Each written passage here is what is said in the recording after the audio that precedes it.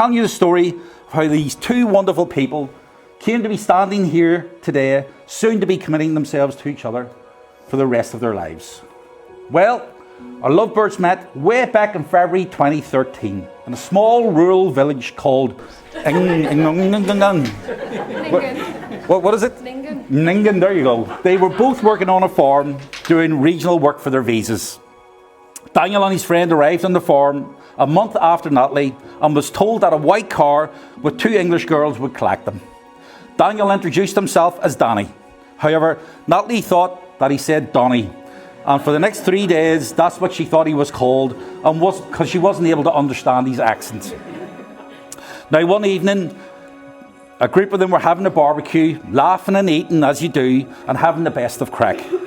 Daniel was across the table from Natalie, and at one point in the night, his friend said to him, "Hey, that Natalie one keeps on checking you out." Now, not one to look a gift horse in the mouth, the bold Daniel conspired to get a chance to get a bit closer to her. And for her part, Natalie didn't mind that one bit. They got chatting, as you do. And as the drink flowed, Daniel's jokes became all the more funnier. And his tales of daring do became all the more interesting. Having a mad dose of the glad eye for the big lad gave him the extra long looks that girls do when they're into somebody. And before the night was over, they shared a wee snog or two. I'll spare you the gory details, but suffice to say, they headed off from that moment and became inseparable. Now, after 2 years travelling around Australia, the two of them then spent some time travelling around Asia before finally settling in Northern Ireland in 2016. By 2017, they bought a house in the fast-paced, sprawling metropolis of Warringstown. And not long after that, they got their dog Pippa, and they haven't looked back since. Now, they got engaged on the 4th of December 2021 in the Europa Hotel in Belfast. Daniel had hatched a cunning plan to propose, and having bought the ring in secret, carried it around in his pocket all day long as they were going around Belfast.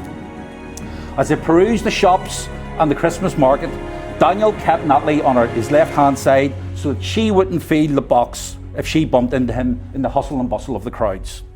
Now, at one point, wanting to passively aggressively give Danny a not so subtle hint, Natalie dragged him to Lund's Jewellers in Queen's Arcade, just to see what ring he would pick if he was going to ever buy her one, Now, fortunately for him, he had understood the assignment, and the ring that he had purchased was actually the same one that Natalie picked when they were there.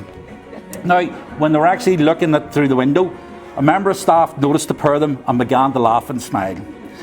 As Natalie pointed at the rings in the window. You see, this same salesperson had served Danny 2 months earlier and recognised him instantly.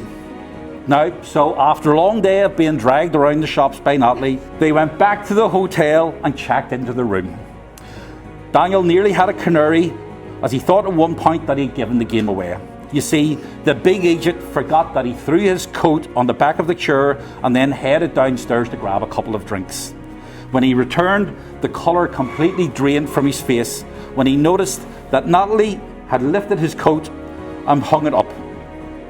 In an instant, his life flashed in front of his face, imagining the impending disaster if Natalie had actually felt the ring. Fortunately for him, she was still oblivious to the shiny piece of metal that would change her life forever. And once he was absolutely certain that he hadn't been found out, he had an extra large gulp of the drink that he had in his hand. Now, they started to get ready to go down for dinner, but having just had the scare of his life, the big lad here wasn't prepared to take any more chances. So just at one point, Natalie looked away, and at that stage, he went down on one knee, and then he professed his love for her and asked her to marry him. To say Natalie was shocked is an understatement. For the first time ever in her life, she was actually lost for words. And anybody who knows Natalie knows, that's a big thing for her. So it took a couple of seconds before she said anything, but once she got over the shock, she obviously said yes, and it was the easiest decision that she'd ever made. Daniel says he's attracted to Natalie's looks, her cheeky smile and her dimples. He adds that she's the most caring and thoughtful soul, and he just loves everything about her. And for her part, Natalie says that apart from being handsome with beautiful eyes, it's Daniel's calm demeanour, his patience, understanding and sweetness that she loves about him. He literally is the calm to her storm, and he's her home, her safe place, and her world. And you know, when I see how Natalie and Daniel are in each other's company and how they speak about each other, it tells me just how perfect each of them are for the other. They complement each other as a person and are so in tune with each other. And actually, the two of them have forged such a really strong bond. And the relationship is actually symbiotic. Each of them provides something for the other that can never be replaced. Take one of these guys away from the other, and you take away a key part of their very essence. And so, today's marriage joins two people who trust the love they have in each other. Natalie and Daniel, today you'll marry your best friend, and we, your family and friends, wish you every happiness as you begin your life together as husband and wife.